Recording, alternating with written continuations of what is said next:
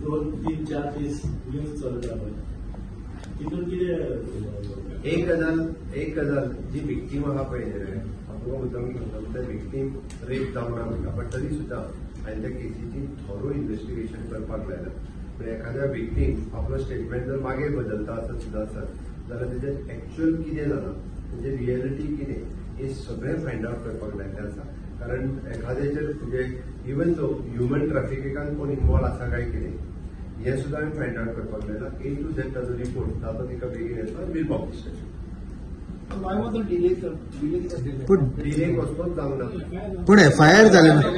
कशा सांगता तुका हांव ते स्वता जेन्ना रोखडोच एनजीओ घेवन येता आनी आपल्याचेर रेपूच जावना म्हणटा पळय it depends upon victim after all.